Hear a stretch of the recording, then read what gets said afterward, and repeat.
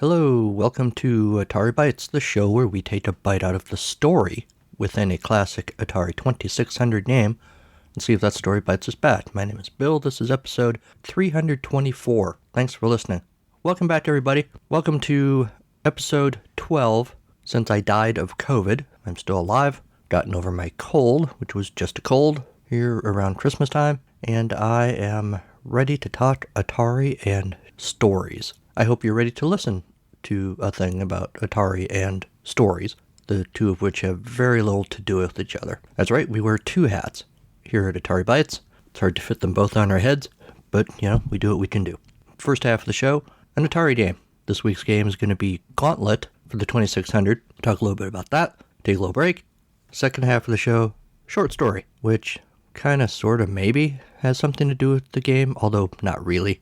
Something about the game inspires me to write a story. Could just be literally the title of the game. So if you like Atari games, this is the place to be. If you like short stories but don't care about Atari games necessarily, or if you do, this is also the place to be. Really what I'm saying is this is the place to be. And I'm happy that you're here. Hope everything's cool with you. Things are good here. Like I said, I got over my cold. I'm happy about that. It's a little rainy today as I'm recording, but that's okay. It's not actually snowing or icing, because the temperature is a little bit too warm for that, so that's a good thing. This has been the weather report from Atari BYTES. I heard from Sean, he who provides the Storytime theme for the podcast, picked up on something I said in the last episode.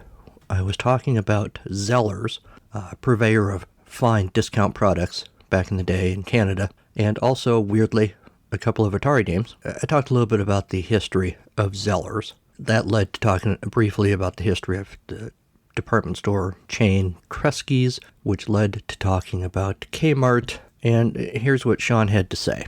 He wrote over there on the Patreon, "You mentioned not recalling if there was a Kresge near you. Actually, there probably was, but it was called Kmart.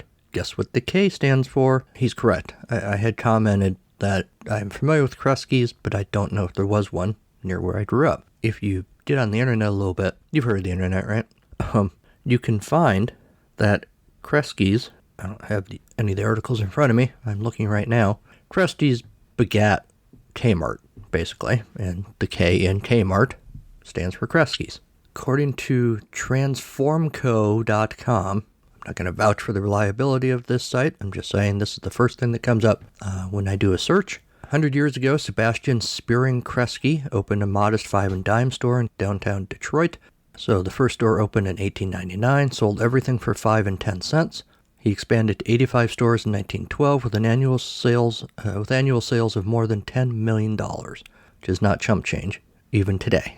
So then wartime starts. You got World War I, World War II, the Depression happened in there. People were looking for bargains, basically, and jobs. By the 1920s, the S.S. Kresge Company was opening locations that sold items for $1 or less, a precursor to the current discount stores. Time goes on. By the 1950s, it was evident that the company needed to change to continue to be a leader in the growing competitive retail environment. In walks Henry B. Cunningham, who became president of the company in 1959 and opened the first Kmart discount department store in 1962 in Garden City, Michigan. 17 more Kmart stores opened that year, leading to corporate sales of more than $483 million. They had 162 stores by 1966. In 1976, the S.S. Kresge Company made history by opening 271 Kmart stores in 1 year. Time went on, of course, and they expanded, and then time stopped being good to Kmart. By 2003, Kmart and 37 of its U.S. subsidiaries and affiliates emerged from the Chapter 11 reorganization process, 15 months after they filed for Chapter 11 bankruptcy, and they hung around for a while. In 2004, there was a merger between Sears and Kmart, and of course most of us know that it's hard to find a Kmart or a Sears store anymore. I guess both the stores technically still exist, but Fortune magazine in a March 2022 article says as of April there were just 3 Kmarts left in the United States. I'm not sure how many Sears stores there are. CNN ran a piece in November 2022 noting that the Sears store in Jersey City, New Jersey was one of only 15 full-line Sears stores still open. I think you can occasionally find a Sears, like Sears appliance store kind of thing but not so much the department stores. Apparently there's only 15 of those. According to the South Bend Tribune, the last SS Kresge store closed in 1994. The company, renamed Kmart Corporation in 1977, evolved into Sears Holding Corporation. It's a little bit sad, not surprising of course, everybody buys their stuff online now. Who goes to a department store anymore? Partly because you can't find them, partly because people stopped going and they disappeared. You know, it becomes a spiral, right? People stop going, so they stop opening stores. And then people are looking around for a store and they can't find one. All of which is to say, as Ferg has noted many times, I miss KB stores, which has nothing to do with department stores, but, you know, that's where you get your Atari games.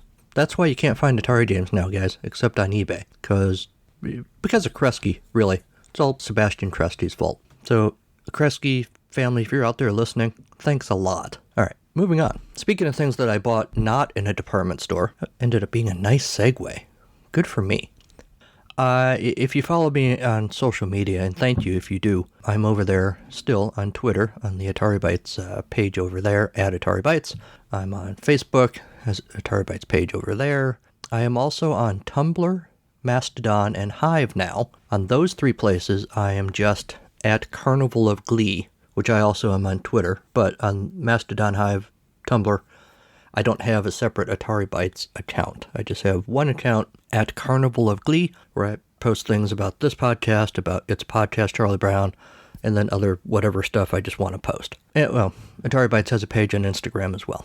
So, anyway, if you follow me on one of those places, you know that I recently cracked, arguably I cracked a long time ago, but I recently gave in and bought the Atari 50th anniversary thing for the Nintendo Switch. I wasn't gonna. The idea of playing Atari games on new equipment, specifically the Switch, Henry got a Switch for Christmas, didn't appeal to me. Never has. I don't really like playing Atari games in emulation, only because, in my head, you play Atari games on an old TV with a console. I will, download the ROMs or whatever. If I don't have a cartridge, I'll do that. But I want to play it, like on Harmony Kart, put it in the console, turn on the old TV, use a joystick, all of that stuff. I like my joystick, man. That's what I'm saying. But I really wanted to check out this Atari 50 thing. So Henry got a Switch. I found a place that was selling the 50th anniversary thing. They actually had it for sale. So I thought, fine, I'll get it. And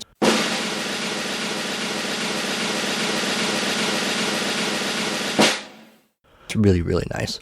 It really is. If you haven't gotten it, and you have something that you can play it on, do it.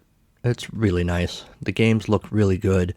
The updated versions of Yar's Revenge and Missile Command look really nice. The history stuff is cool. There's some nice timelines of notable dates in Atari history. It's just really, really nice. I'm happy that I bought it, despite everything I said. So, go check it out. I've been enjoying it. Atari 50th anniversary people, if you want to send me a kickback for saying how much I love your game, or, love your product, I'm not going to say no. AtariBytes2016@gmail.com. I'll be waiting by my PayPal account. All right, that's about it for news and feedback. What do you say we get on to this week's game? Okay, Bill, let's do that. This week's game is Gauntlet from Answer Software 1983 for the 2600. There have been many games called Gauntlet, but none of them are this one. How do you know? Because this is the only game where the central point of the game is not to spill your glass of water.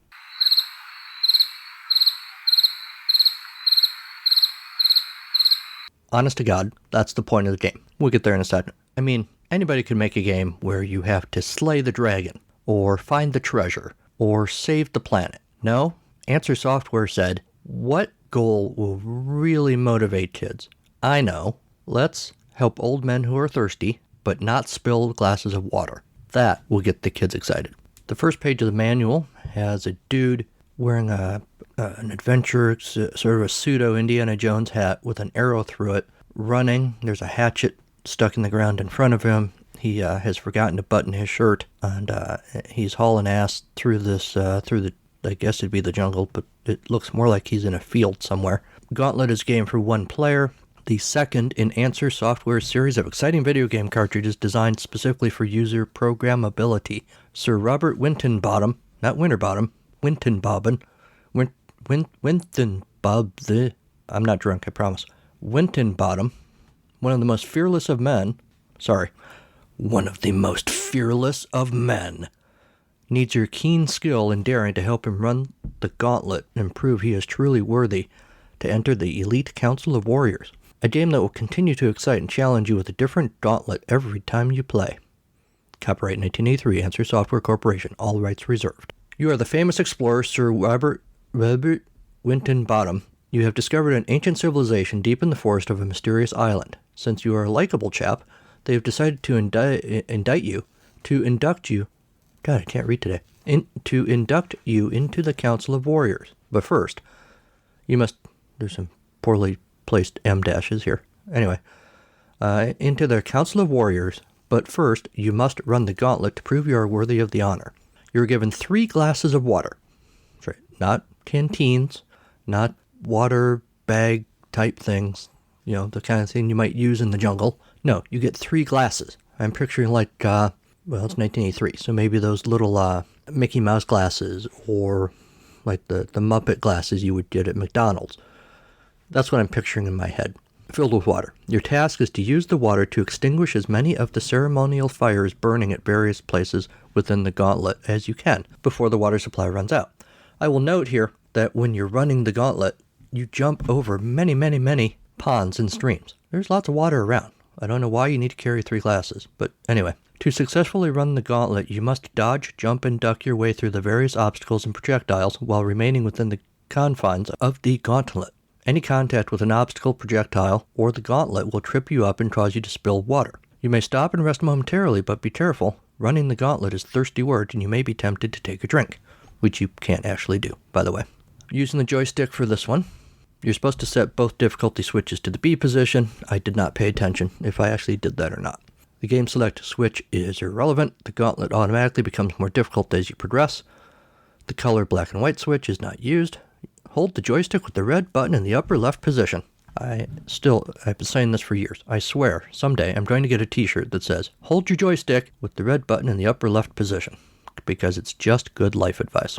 If there's no game in progress, press the red button on the joystick to start the game. If there is a game in progress and you wish to start over, press the game reset. Left switch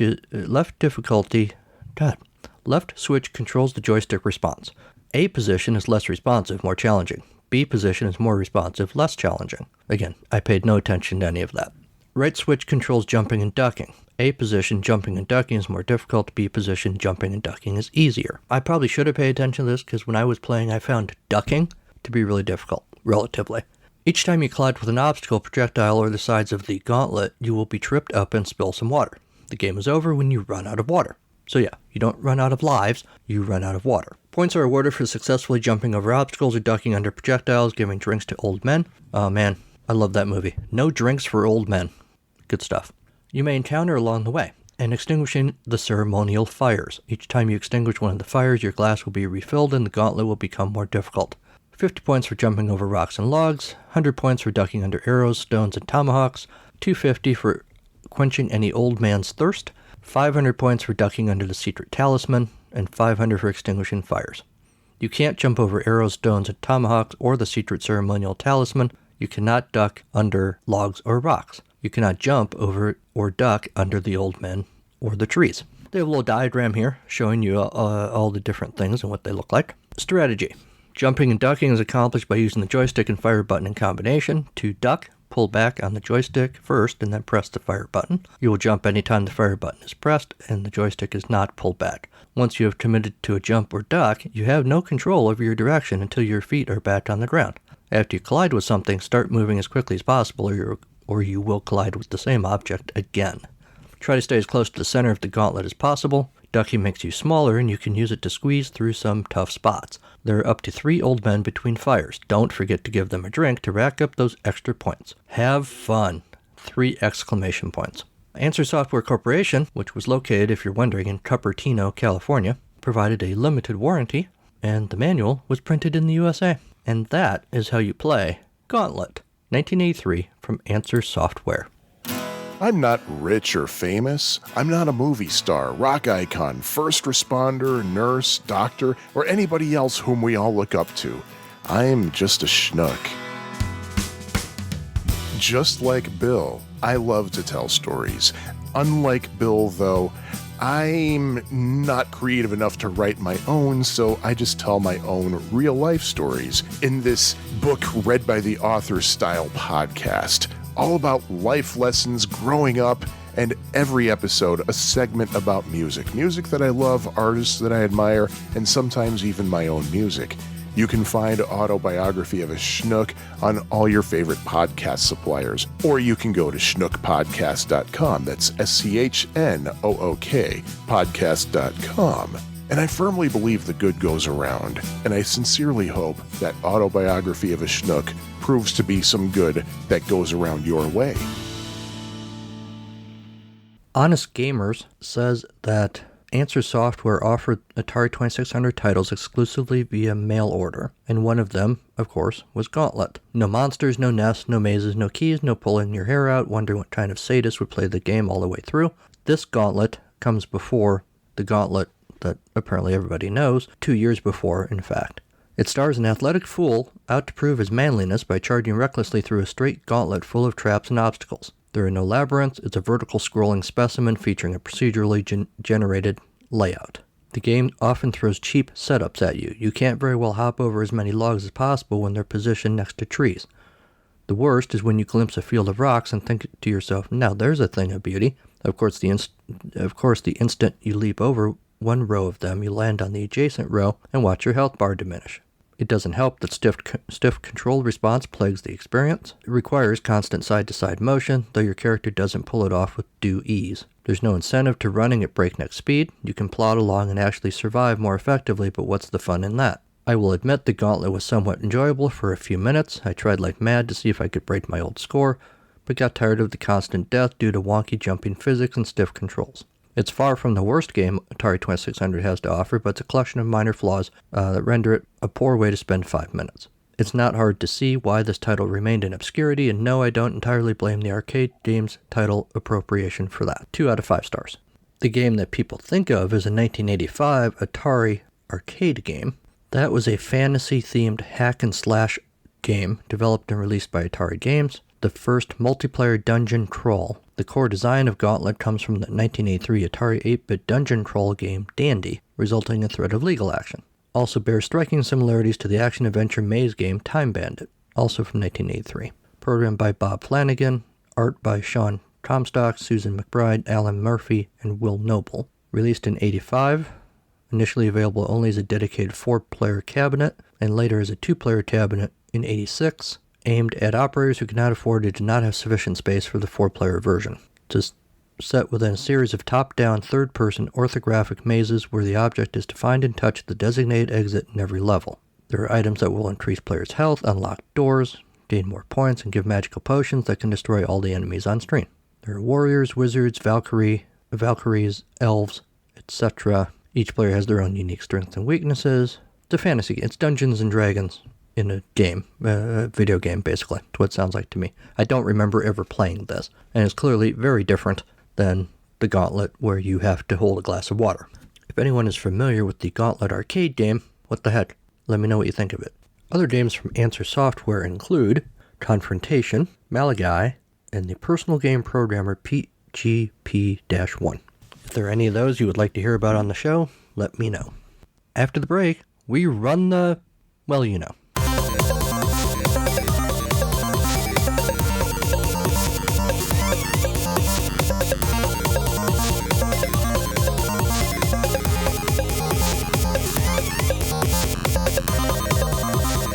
The game is Jungle Hunt. No Pitfall. No River Raid. I fooled you. It's Gauntlet. But I do think of all those games when I look at this. Maybe after watching this video you will as well. But probably not. It's got a beat. You can dance to it, I guess. There's our little guy. Pitfall Harry. No, he's like... See, I ran into something. I spilled some of my water. Basically, you're running across this orange landscape. Trying not to run into things, because if you do, you spill some of your glass of water, of which you get 3. Every once in a while, there'll be a guy just standing there, and you stop and give him a drink.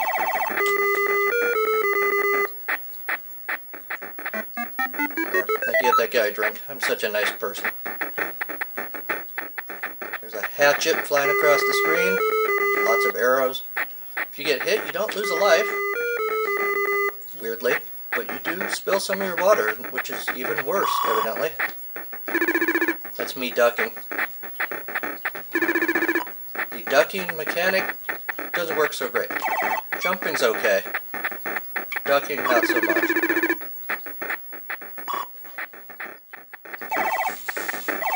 Supposedly you get a different route randomly selected every time you play. There's another old guy. Oops, I missed him. I ran into something.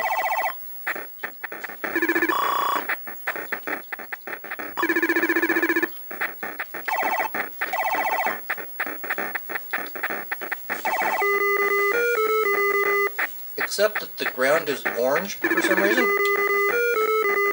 I do like the look of this game. Everything looks like what it's supposed to be. Little gray blobs I think are rocks. We got some logs, got some trees.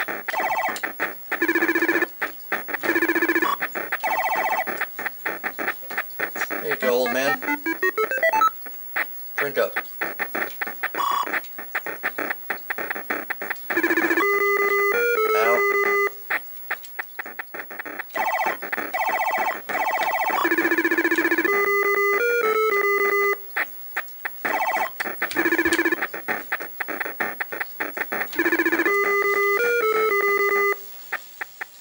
I'm on my last glass of water. I don't know how I'm carrying 3 glasses of water. Yeah, I extinguished the torch. That's good, apparently. Mostly because you get a huge bonus. It's like 500 bucks. Points.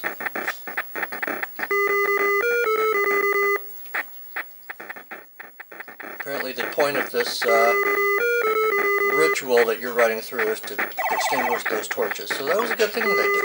Yay me.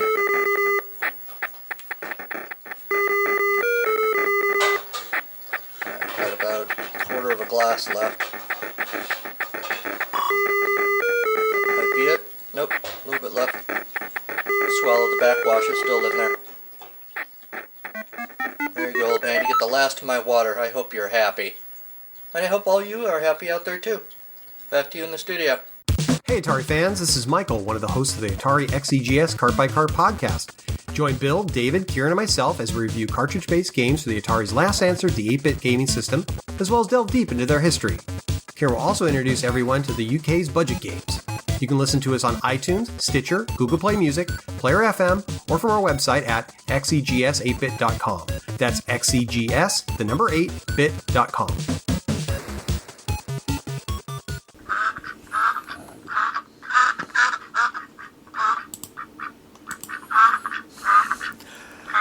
Second Duck on the Right and Other Very Short Stories is my new short story collection. Duck Con Artists, Zombies, Things on Fire, Supervillain Angst, and A Future Without Poop are just a few of the topics in these stories. Also the occasional really bad poem. Waddle on over to your favorite bookseller or swim downstream to my website, carnivalofgleecreations.com, for more information. Insert quacking up joke here.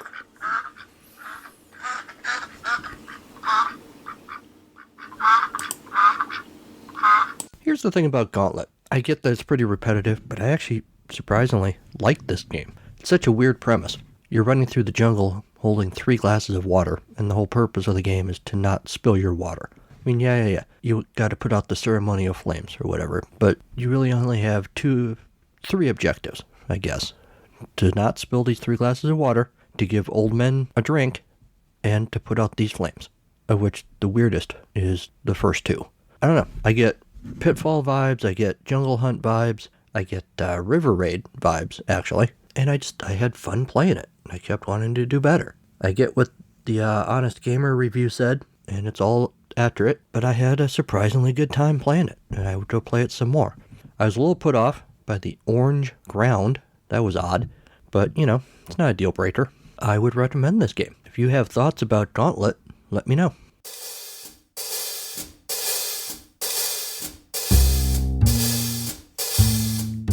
It's story time on Atari Bytes. Yes, it's story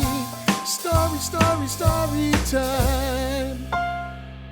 with Bill. This week's story is titled Undaunted Gauntlet. In this, Basil said over his shoulder to his assistant, quivering with pride, I searched for a month trying to find a middle finger of copper. Everyone said, Copper? That's a soft metal. Why on earth would you want copper? Well, I'll tell you. I found a middle finger for them, all right. With a chuckle and a groan, the old man sat upon the wobbly stool, holding aloft 2 steel gloves, save for the copper middle fingers, polished to rival the sun. Gretchen smiled politely down over Basil. She towered over the shorter man. Gretchen had been here several weeks on a college internship and was used to these stories. Basil was from old America, the one that dominated the world before the new times, the one from when Basil had more hair and owned a comb to tame the rest. She liked the old man. Old America was populated primarily with the social media influencers and soldiers in the non-specific Android army. The rest of North America was made up of various people wandering around with shopping carts full of probiotic energy drinks and home colonoscopy kits, holding aloft cell phones desperately in need of a charge so they could text their desire to make a connection to those who couldn't care less. Basil had been one of those. Now New America was the society that rose out of the not so much ashes of old America, more like old America got bored with itself and wandered out of the room, and some folks who weren't quite ready to go home decided to try making a new America. It hadn't gone exactly as expected. People, it turns out, like to disagree about things too much.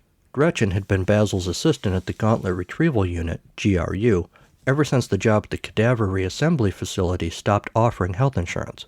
The GRU was a division of the Society Reconstruction Department. Gretchen liked the gig. There were somewhat fewer dead people in this job. Carrying around Gauntlet retrieval tongs was less of a burden than carrying around cadavers, and you didn't have to wear a gas mask. Plus, Gretchen liked the old man. He knew gauntlets and also taught her a lot of other stuff, like how the movie Indiana Jones and the Kingdom of the Crystal Skull wasn't as bad as people said. More relevant to the GRU, Basil explained to Gretchen how medieval gauntlets were gloves typically made of steel nets to protect the hands from cuts or other injuries when being punched with someone else's metal gauntlet. Elizabethan gauntlets, in contrast, were more fashionable. Normal gloves flared at the wrist and decorated with lace and embroidered designs. Also spangles, whatever the hell spangles were. Gretchen had tried wearing thick leather gauntlets just for funsies. Not bad. The long boots were nice too, but the big hat with a feather in it was a bit much. Basil could pull it off, though. But, Basil said, apparently continuing a thought he had started in his head, or perhaps a thought he had started out loud, but which Gretchen had tuned out. Basil cackled. But there is one gauntlet I haven't gotten. The one gauntlet that beats them all. I saw that superhero movie too, Gretchen said. I don't think the one gauntlet is actually real, you know.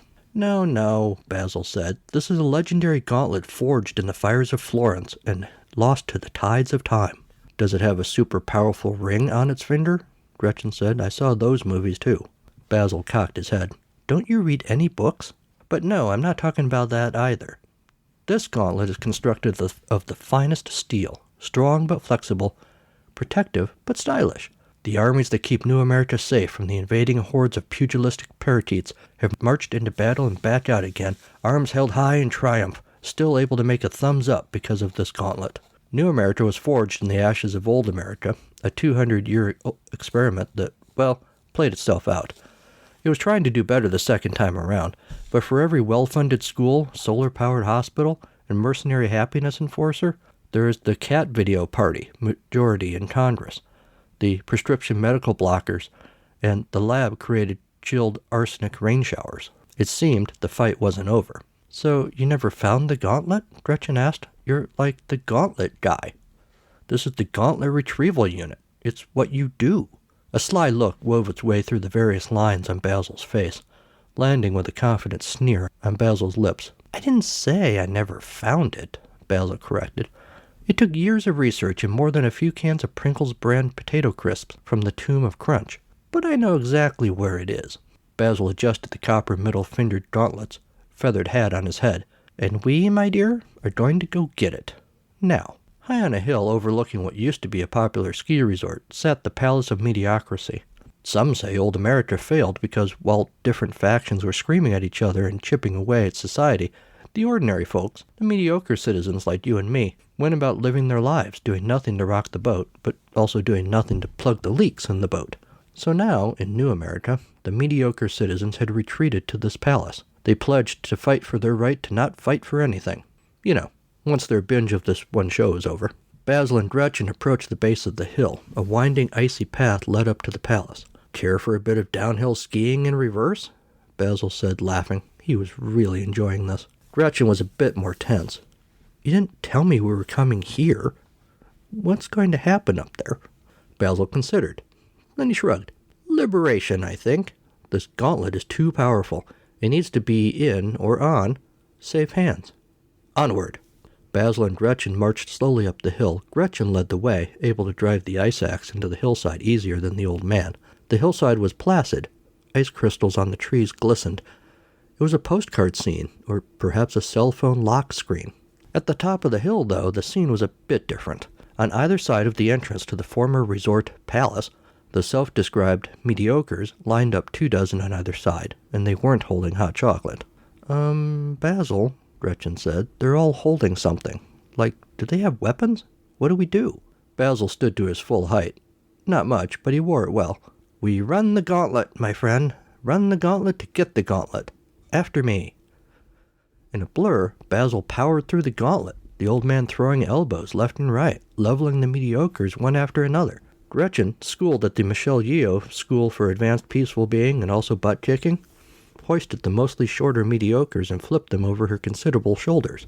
The mediocres, it turned out, weren't holding weapons. They were holding cell phones, to which they were posting outraged memes, at least until they were rendered unconscious.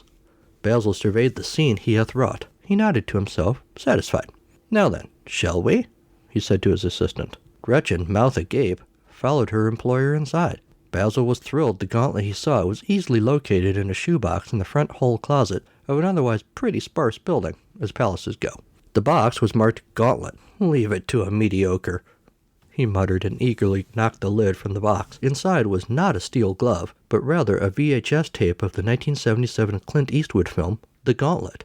Oh, Basil groaned. Damn it! He once again raised his arms aloft, in defeat this time.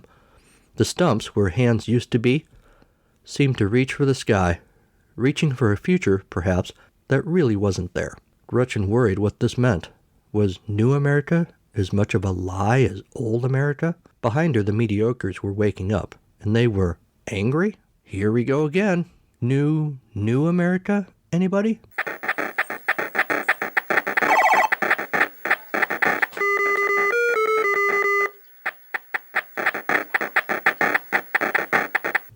Hi, this is 8-Bit Rocket, Jeff Fulton from the Into the Vertical Blank Generation Atari podcast. And you are listening to the incomparable William Pepper and his wonderful stories of the game within a game on the Atari Bytes podcast. When you are done here, come visit us in the Vertical Blank. Now, back to Bill. And that's our show. Thanks to Kevin McLeod and Incompetech.com for Creative Commons use of his songs, Reformat, Take a Chance, and Pinball Spring. Thanks to Sean Courtney for the Storytime theme. Run the gauntlet of content provider review pages to leave a 5-star review at Apple Podcasts. If you forget how many stars to give the show, just remember the 5 fingers on a steel gauntlet. Email the show at ataribytes2016@gmail.com. Like the show on our Facebook page. Follow the show on Twitter at Atari Bytes. Or follow me personally at Carnival of Glee. And check us out on Instagram. I'm also now on Hive, Mastodon, and Tumblr as at Carnival of Glee. And I'm really looking for followers, so please go over there and follow me. You can call us too. Leave a voicemail. 563-265-1978. Why a voicemail? Because I'm never ever going to answer the phone. It's nothing personal. I just don't want to talk to you. It's really that simple. 563-265-1978. We haven't gotten a voicemail for a while, so I would love to have one. So help me out. Check out the website, carnivalofgleecreations.com. For information and links for this show, for my other show, It's Podcast Charlie Brown, and for books that I've written and other stuff that I'm working on. All over there in one place, anything you want to know. Consider supporting the show over on patreon.com, where there's an Atari Bytes page. You can join an exclusive club of patrons who have my gratitude already and earn my gratitude as well. Michael Tyler, Jose Gazeta, Sean Courtney, M. West, Jeremy L., Mark Super, Jim Goebel, and Robert Ferguson, who are all fine folks, and I am deeply indebted. Alright, that's about it, except I have to tell you, next time on Atari Bytes. A couple shows ago, we played Time Warp from Zellers, who was the discount department store that decided, for some reason, to get into making Atari games, and one of them they made was Time Warp, which we've already done, and the other one was Inca Gold for the 2600, and I decided to check it out. So we're going to do that on the next episode. Know nothing about it, except that it's one of 2 original games that Zellers did, and we're going to see if it's any better game than Time Warp was. I'm excited to find out. If you have thoughts about Inca Gold or anything, get a hold of me in one of the ways that I just told you about. And also, until next time, go play some old games. They've missed you.